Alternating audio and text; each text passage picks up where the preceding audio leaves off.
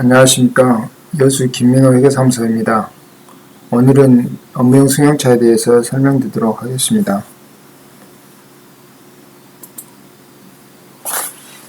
업무용 승용차 관련 비용은 2016년도부터 적용이 되고 있습니다. 특히 법인과 성실신고 대상 사업자 같은 경우는 2016년도부터 적용되고 개인의 복식부기 의무자는 2017년부터 적용되고 있습니다.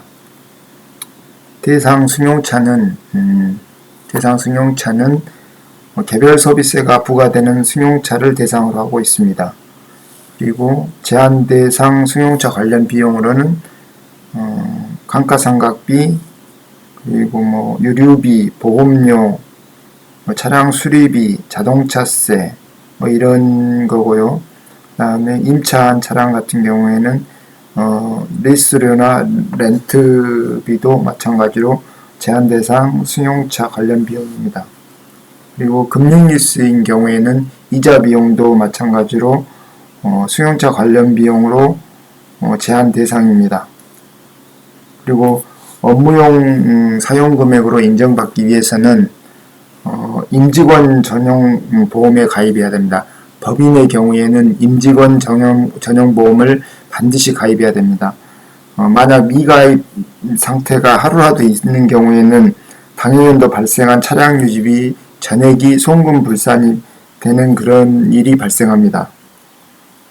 그래서 2016년도 중에 기존의 보험이 만약 갱신되는 경우에는 반드시 임직원 전용 자동차 보험으로 갱신되었어야 합니다. 그리고 두 번째 조건으로는 차량 운행 기록부를 작성해야 됩니다. 여기 보시면 업무용 승용차 차량 기록부, 업무용 승용차 차량 기록부를 기록해야만이 업무용 비율만큼 인정받을 수 있습니다. 만약에 이 운행 기록부를 기록하지 않는 경우에는 감가상각비를 포함하여서 10,000,000원까지만 업무용 사용으로 인정해 주게 되겠습니다. 그러니까 감가상각비를 포함해서 10,000,000원이 넘는 경우에는 업무용으로 사용했다고 인정받을 수가 없습니다. 그러면 여기서 이제 우리가 볼 수 있는 게 2016년 이후 취득, 여기 이전 취득분은 감가상각이 임의상각입니다. 임의상각이기 때문에 강제상각을 하지 않으니까 만약에 감가상각을 제외한 차량 유지비, 예를 들어서 유류비라든지 수선비, 보험료, 자동차세 이런 게 1,000,000원 미만으로 발생되었다면은 그 비용만 업무용 사용 비율로 운행기록부를 작성하지 않았을 때 인정받고 나머지 부분만 감가상각을 해서 1,000,000원을 맞추는 겁니다. 그렇게 하면은 100% 다 업무용 사용 비율로 인정받을 수 있습니다. 2016년 이후 취득분에 대해서는 강제상각입니다. 강제상각이고 5년 강제상각입니다. 따라서 예를 들어 가지고 1억짜리 차를 취득을 했다. 2016년도 이후에 그러면은 2,000,000원씩 의무 강제상각입니다. 강제상각을 하고 있습니다.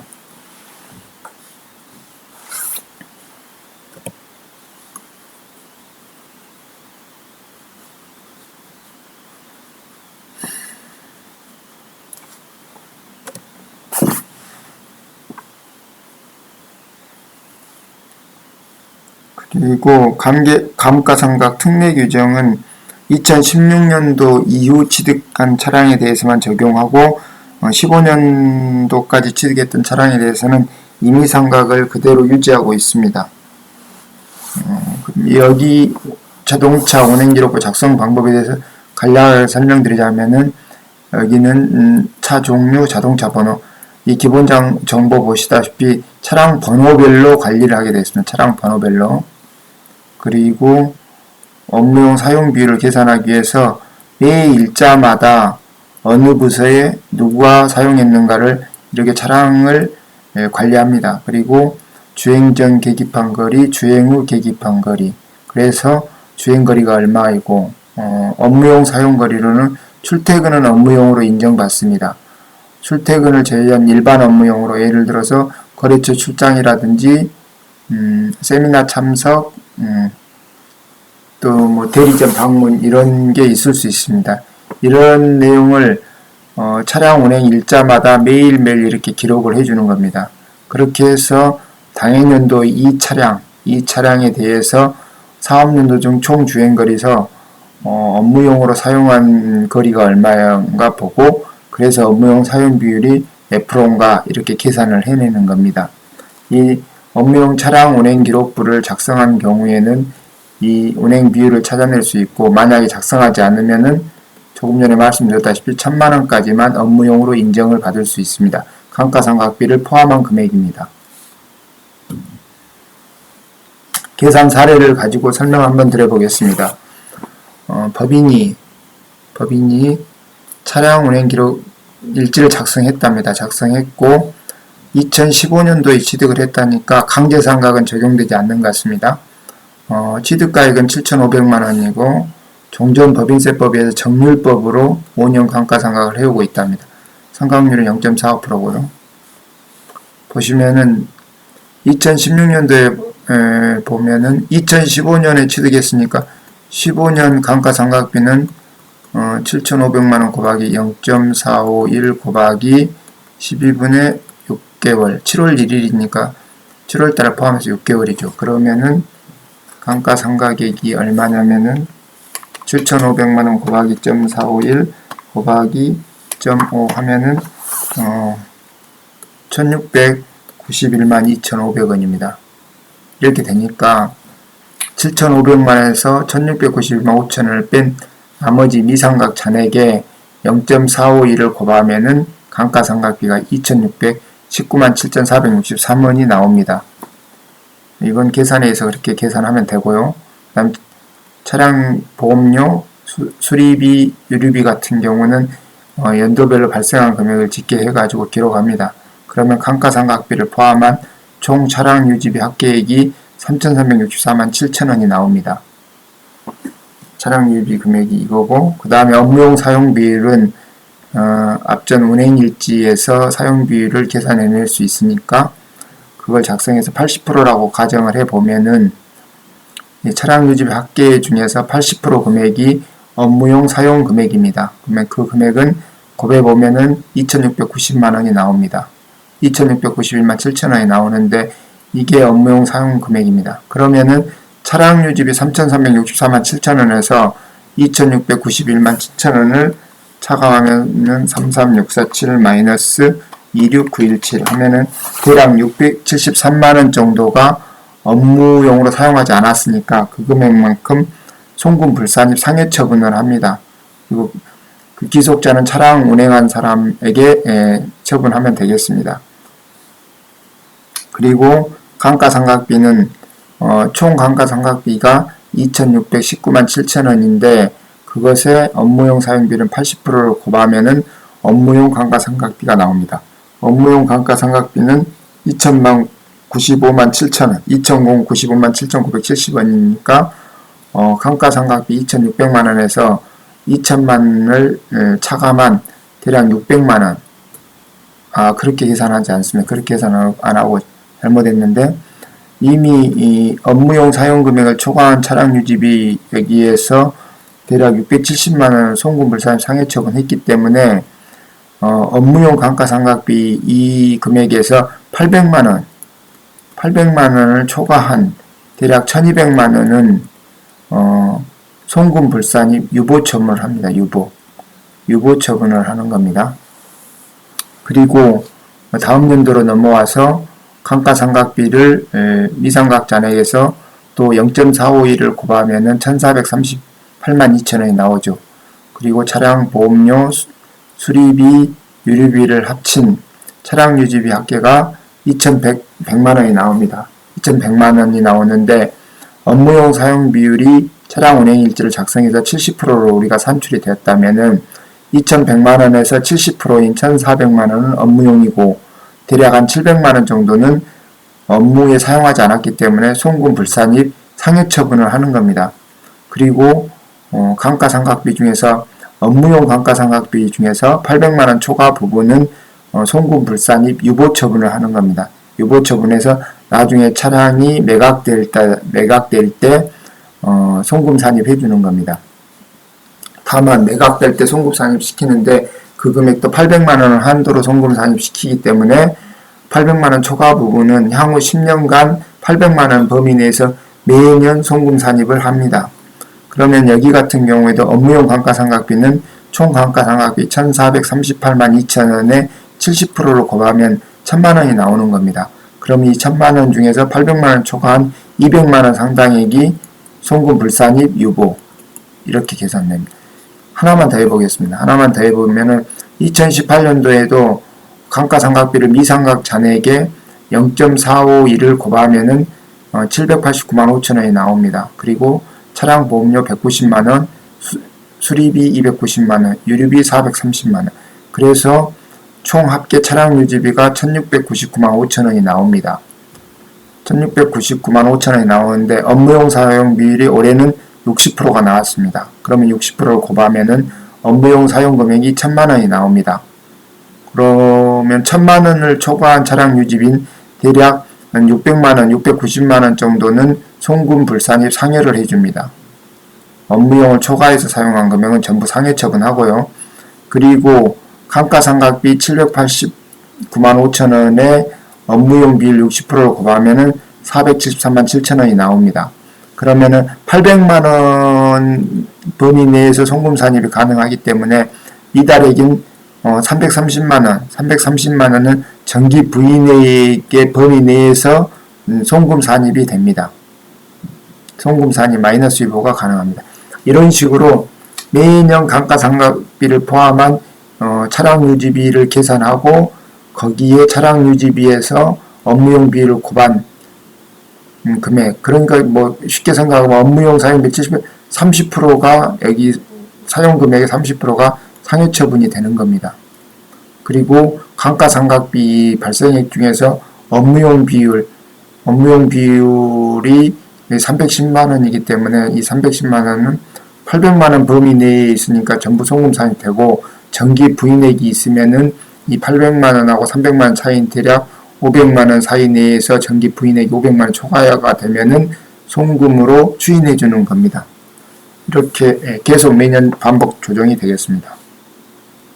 그 다음 사례를 보시면은 법인 소유 승용차로서 임직원 전용 보험을 가입했기 때문에 전액이 송금 불산입되는 경우는 없겠습니다. 그런데 차량 운행 일지를 기록하지 않았으니까 1000만원까지만 송금 인정이 되는 겁니다. 1000만원까지만 업무용으로 사용했다고 봐주는 겁니다. 2016년 1월 1일 취득가액이 5,500만원. 2016년도에 법인이 취득했기 때문에 강제상각이 되는 겁니다. 5년 강제상각이니까 5,500만원은 매년 1,100만원씩 감가상각이 되는 겁니다. 차량 유지비가 아래와 같을 때 세무조정 해봐라 그랬습니다. 2016년도를 보시면은 감가상각비는 1,100만원씩 강제상각이 되는 겁니다. 무조건. 마지막 연도는 비만 계정 1,000원 남겨놓고 상각을 한 것 같습니다. 두 번째, 감가상각 외 차량 유지비를 보시면은 이것은 회사가 계정과목 집계해서 만들어 놓은 거예요. 예를 들어서 뭐 수선비라든지 보험료라든지 자동차세 뭐 이런 걸 다 합친 거죠. 2016년도 같은 경우는 280만원이 발생했습니다. 그래서 차량 유지비 합계가 1380만원입니다. 그러면은 일지를 작성하지 않았기 때문에 1000만원까지는 업무용 사용한 거 했지 않습니까? 그러면 업무용 사용 금액 1000만원을 초과한 380만원은 송금 불산입 상해 처분을 합니다.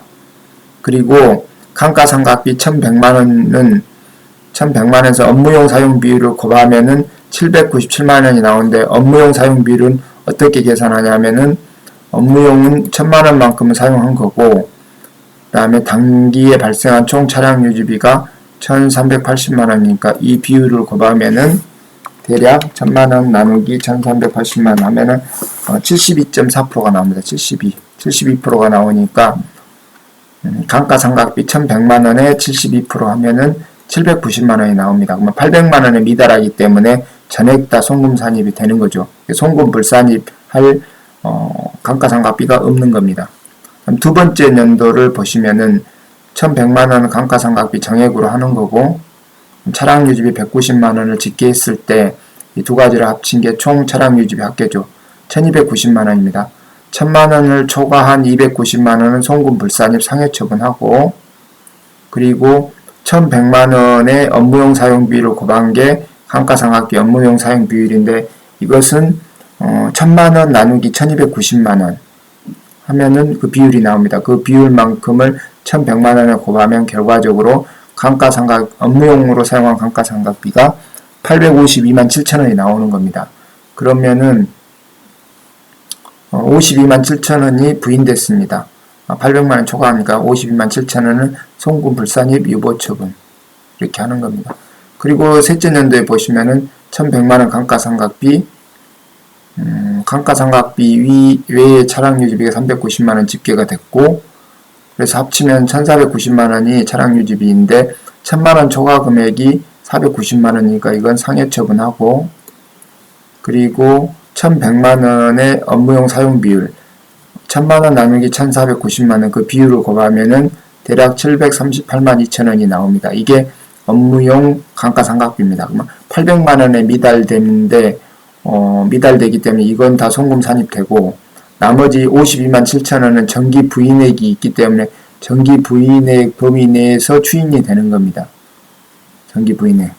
그러면 대략 이게 800만원 마이너스 7382면은 61만 8천원이 원래 마이너스가 나오는데, 그게 정기 부인액 범위 내에 추인되니까 올해 추인액 금액이 52만 7천원이 나오는 겁니다. 이런 식으로 매년 해가면 되겠습니다. 한번 여기 정리를 해보면은 감가상각비는 2016년 이후 취득 승용차는 5년 정액법 강제상각이 적용된다. 만약에 2015년 이전 취득 승용차이고 감가상각 의제가 적용되지 않는다면 감가상각 임의조정을 통해서 15년 이전 취득 차량은 감가상각 임의조정이 된다 그 말이죠. 임의조정이 되니까 차량 유지비 1천만원 초과하지 않는 범위 내에서 조정이 가능하다. 그리고 차량 유지비 송금 불산입 상해는 차량 운행 기록을 작성하지 않았으므로 1000만원 초과 금액은 상해 처분해라. 그렇게 되어 있고요. 다음 번 보겠습니다. 계산 사례 네 번째 보시면은 개인 복식부기 의무자로서 2017년도에 업무용 승용차를 1000만원에 매매했다. 팔았다 그 말이죠. 개인 복식부기 의무자 2017년도에 1000만원의 차량을 팔았답니다. 승용차의 당초 취득가액은 2012년도에 5천만원에 샀습니다. 그리고 감가상각 누계액이 3천만원. 그러면 장부가액이 2천만원이죠. 2천만원인데 감면받은 연도에 감가상각을 하지 않는 감가상각 의제액이 1,500만원이 있다. 이럴 때 회계 처리를 어떻게 해야 되냐? 업무용 승용차 매각금액은 총수익금액 산입해라 했습니다. 매각금액은 총수익금액 산입하고, 그 다음에 차량의 장부가액은 업무용 승용차 1000만원 총수익금액 산입하고, 승용차의 장부가액은 필요경비에 산입해라고 되어 있습니다. 그러면 필요경비가 5천만원 마이너스 3천만원 뺀 2천만원이냐, 아니면 2천만원에서 의제액 1,500만원을 차감한 500만원이냐, 이 문제입니다. 네, 보시겠습니다. 두 번째 보시면 필요경비는 5천만원 빼기 3천만원인 2천만원이다. 감가상각 의제액은 취득가액에서 공제하지 않는다. 이렇게 되어 있습니다. 이게 그 복식부기, 성실신고 대상자가 아닌 개인 복식부기 의무자가 2017년도 이후 취득한 차량에 대해서 강제상각이 적용되기 때문에 그때는 이 1,500만원을 차감해 주는데, 그 이전 차량에 대해서는 이 감가상각 의제액을 차감하지 않는다고 되어 있습니다. 이것을 예전 차량은 활용 가능합니다. 이게 결과적으로 감가상각을 강제적으로 해야 하는 의제 상각을 해야 되는 감면받은 법인의 경우에도 감면을 받으면서 감가상각을 하지 않는 경우에 의제가 적용되죠. 의제가 적용돼 가지고 감가상각은 비용으로 받을 수는 없지만 마지막 처분 시에는 이 부분이 빠진 나머지가 장부가액으로 들어가기 때문에 결과적으로 입금으로 산입될 금액이 떨어지는 그런 효과가 발생합니다. 이번에 보시면은 기타 사례를 좀 정리해 보겠습니다. 위 사안식에서 보듯이 2016년부터 시행되는 승용차 관련 비용 중 주행거리를 기준으로 계산한 업무용 사용 비율에 해당하지 않는 감가상각비, 유류비, 보험료, 차량유지비는 상해처분이 된다고 되어 있습니다. 업무용에 사용하지 않는 비용은 상해처분이 된다. 그리고 업무용으로 사용했으나 800만원을 초과해가지고 송금 불산입된 감가상각비라든지 차량 처분 손실은 과세 이연이 되어서 결국은 처분 시까지 또는 처분 후 10년까지 송금 산입이 된다. 그리고 이 규정은 개인이나 법인이 동일하게 적용된다. 감가상각비 업무용으로 사용은 했으나 감가상각비 800만원 한도 때문에 송금 불산입 유보된 부분은 결과적으로는 송금 산입이 다 된다 그 말이고요. 그 다음에 개인사업자는 2015년도 수익금액을 기준으로 그러니까 성실신고를 판단할 때 전년도 수익금액을 가지고 판정하니까요. 전년도 수익금액을 기준으로 2016년도의 성실신고 대상자는 2016년도부터 업무용 승용차 관련 비용 규제가 적용되고 일반 복식부기 의무자는 2017년부터 적용된다고 되어 있습니다. 성실신고 대상자나 법인사업자 같은 경우는 2016년 이후 취득한 차량에 대해서는 5년 정액법 강제상각이 적용됩니다. 그리고 2015년 이전에 취득한 차량 승용차는 종전 규정에 의해서 결산 조정이 가능하기 때문에 임의상각이 됩니다. 그래서 감가상각을 통해서 한도액 조정, 1000만원 한도액 조정이 가능합니다. 그리고 법인별 차량의 대수 및 가액에 관계없이 실제 업무에 사용한 금액에 대해서는 과세 이연에는 불이익이 없는 것으로 보인다. 과세 이연밖에 없다. 다만 2016년부터는 차량 운반고에 대해서 관리 및 회계 처리를 차량 번호 기준으로 대당 구분해서 관리해야 된다. 그리고 참고로 종업원 명의 차량에 대해서는 회사가 유류비라든지 이런 차량 유지비를 보조해 주는 경우에는 이게 업무용 차량 유지비 관련 규제가 적용받는 게 아니고 여비교통비, 직원에 대한 여비교통비는 실비 정산의 성격으로 보아야 해서 승용차 관련 비용은 규제를 받지 않는다. 그렇게 되어 있습니다. 그리고 세액 감면을 받는 경우에 법인은 감가상각 강제 규정이, 개인은 감가상각 의제 규정이 적용됩니다. 종전에는 개인의 경우 사업용 고정자산 처분 손익이 정부상 반영되지 않았습니다. 그렇기 때문에 처분 이익도 반영 안 되고 처분 손실도 반영이 안 됐는데 2016년부터 시행되는 업무용 승용차에 대해서는 처분가액 총액은 총수익금액 산입하고 장부가액은 필요경비에 반영을 해야 합니다.